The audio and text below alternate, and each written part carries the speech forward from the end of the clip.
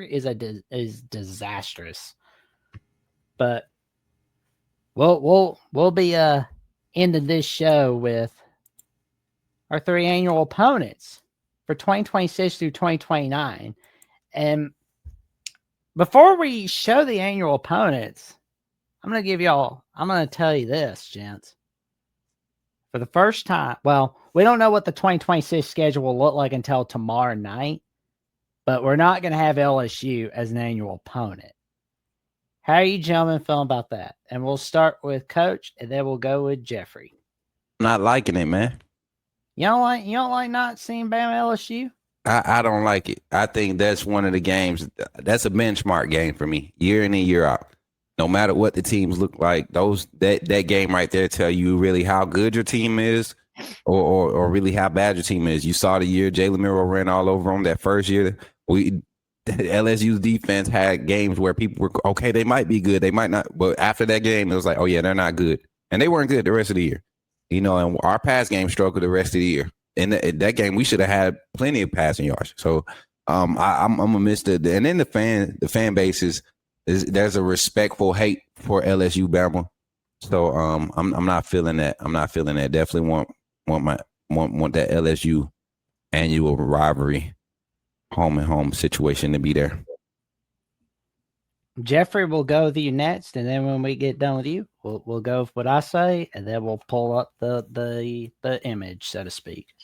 I'm a little conflicted because, LSU, it is a big rivalry game. It matters. Both fan bases don't like each other. It's always a big game pretty much every year. I do agree with Coach Smook most of the time. Yes, it is a big benchmark game. I wouldn't say last year because we absolutely leveled them. We still weren't very good. But, most of the time it definitely is. Most of the time, most years, it is a big deal. And if you get that win, it really showcases how good you are. LSU's had some rough, years and situations themselves lately. But when they're good, it's a great game. The problem is that I don't think people look at that game as much of a rivalry as the other two, though. Tennessee and Auburn, they have names. The Iron Bowl, third Saturday in October. They're big deals. You got the cigars with Tennessee. You've got Auburn's just Auburn. It's like whatever. Is LSU better than the one they picked? Yeah, of course it is. So it's like compared to that, yeah. I would rather keep LSU. I mean, honestly, I'd rather have Georgia than the team they picked just because of what Georgia is right now. Play them every year if you want to do that. I mean, I know some people will be like, no, because, make the schedule harder to make the playoffs, whatever. But that's a bigger game than the game they picked. Now, you can look at it and say, hey, it's an easier game. It's maybe an automatic win. It depends on how you want to look at it. I would rather have LSU than the team they picked. So I would say I would have been more in favor of LSU, but I wouldn't necessarily say that should have completely been the third game. I would have rather they picked Georgia or Ole Miss than who they picked, but it is what it is. Well, I'll tell you this. I looked at Alabama LSU prior to Nick Saban coaching at Alabama and LSU. Mm-hmm. I mean, the only historical game people could really find for that one was like 1979. Nick Saban made it a rivalry. Yeah, because I was like, I remember looking back at the Keith Jackson Alabama National Television where he talked about how he and the ABC crew tried getting Alabama LSU to 2:30, and Charles McClendon sitting there going, "No, we want it at nighttime." But nope, no match. The rainy weather basically made it a 3-0 victory for Alabama. And I believe there's like 1985 that was a tied ball game. Mm. But other than that, like who's thinking about the 1992 Alabama LSU game or 1993 or 1994 or 1995? Nobody. I mean, nobody's sitting there thinking about, oh, guess what happened in 1966? No one. But you know why I say it would have been better to have LSU because we took away the divisions in the SEC this past season. So like if we're going to realign some things, but we're trying to maintain tradition, let's do what's best for the conference when it comes to media ratings and all that stuff. Like Alabama LSU, it brings in the numbers for the SEC. Alabama Auburn brings in the numbers. Georgia Florida, Georgia, Auburn, Tennessee, Florida. Those games bring in the numbers. So, like you were saying, Jeff, even Georgia, if you, a lot of people wouldn't like to see Georgia, but why not? Alabama, Ohio State, and Michigan play each other every year. Why would Alabama and Georgia want to play each other every year? Like, it's not really a rivalry game in the sense like Georgia Auburn is, but it's become one because we're both elite because of the recent status. And then just think about it. It's the states, Alabama, Georgia. Like, Auburn isn't a state, Why y'all want to beat up on little brother so bad? Y'all like that rivalry. Y'all want to keep that one. Y'all like beating up on little brother, but we want to represent the state. Y'all keep bragging about handling the state because y'all beating up on our little special child down there in Opelika. But I wouldn't mind Georgia either. So like I said, I just rather would have had LSU than what we have. Like I said, I would have rather have had Ole Miss, at least with Lane there, because I mean Ole Miss is better. Like it's still probably a higher draw. But yeah, I would have had LSU or Georgia above Ole Miss. Reminds me, ladies and gentlemen, 2 weeks from now will be the 56th anniversary of the Scott Hunter Arch Manning shootout for Alabama Ole Miss. That was on Living Color on ABC. It's like, good grief. Like Archie Manning going at it, but not enough against Scott Hunter and the Crimson Tide.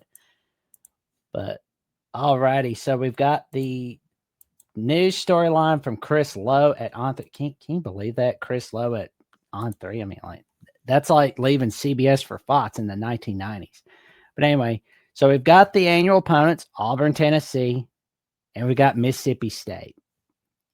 And there's no Alabama LSU on an annual basis, but we will be talking about this again in 2029 for sure, where it's the SEC said this is going to be every 4 years. This is not forever and ever. This is so they'll rotate your rivalries every 4 years. Yes, they're rotating. Some that are messed up though. Go ahead, Jackson. Go ahead. Yeah, they're rotating this like the rivalry situation for every 4 years. Like starting, I would say 2029, like 2030. We may see Alabama LSU back on an annual basis. But it only lasts for 4 years.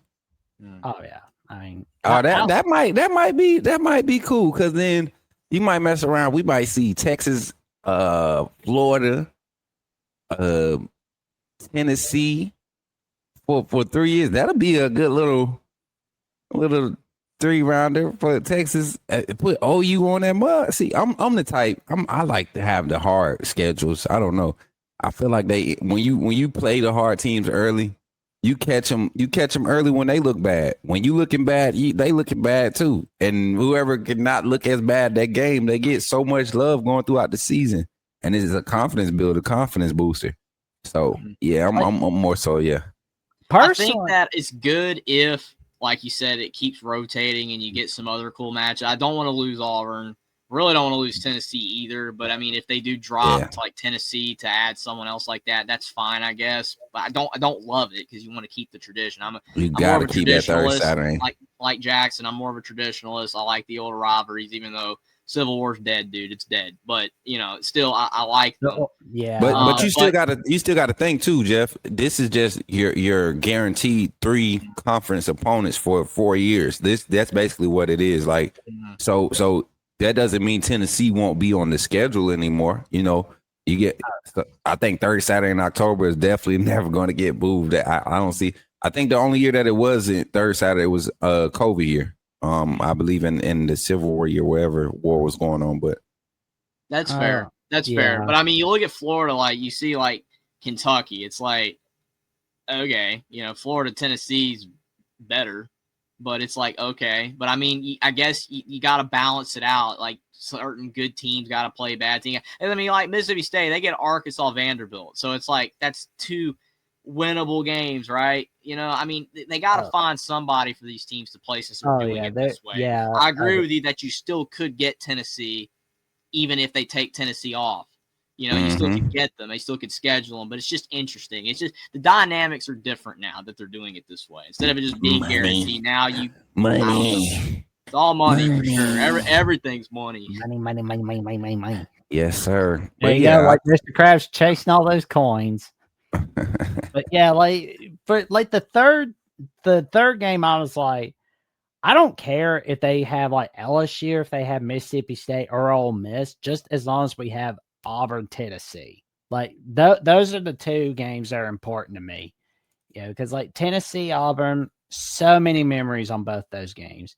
Alabama LSU is a fun game and all, but it's just like before Saban was at both schools, nobody really talked about it as much. They talked about it as a great conference game, but That's that how was you build rivalries, though, is through Yeah. connections and through stuff like that. Though, Agreed. when you Yeah. think about these old rivalries, they were established because of things 100 years ago. So, I mean, 100 years from now, Alabama LSU could be, if it's continued to be played. Alabama Georgia is significant now because Alabama Georgia, the stuff can change. I mean, I agree with you, Jackson, on that, because Alabama LSU is not as significant as other games, but like Saban having that connection made it a game. It created it, So Same thing with Alabama and Kentucky.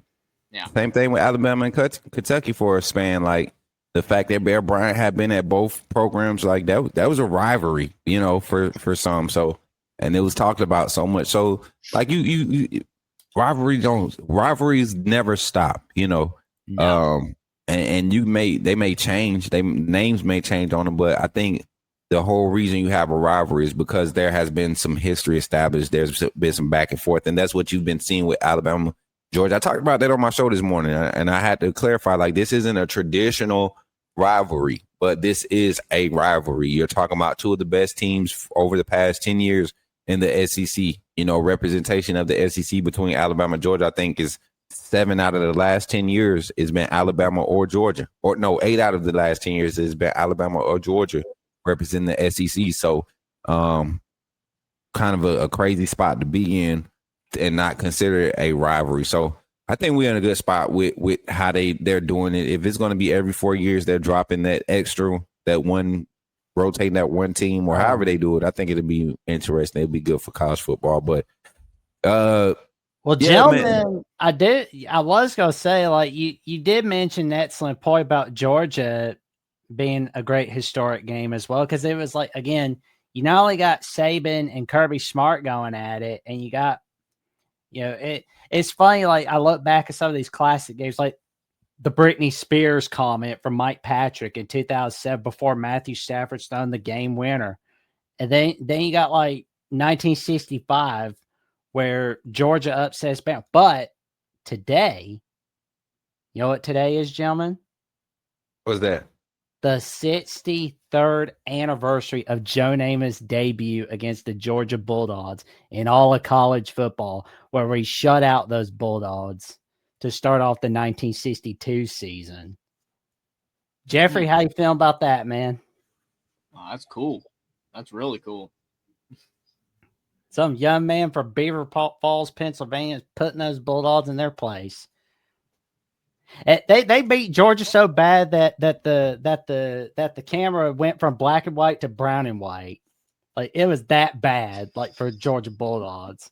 Especially that little slow motion run in the third quarter. One of our guys is like going for that first down. He's like, slow motion, doing a little run. They just running fast, first down. There was a ballroom blitz that night. Man. And I swear, you, like, if you look back on that video where you hear like Bear Bryant talking, he sounded like a 30-year-old man, like before like he sounded like a 60-year-old. I tell you what, and he's like, what? He's like 49 or something. Like, good grief. Oh man.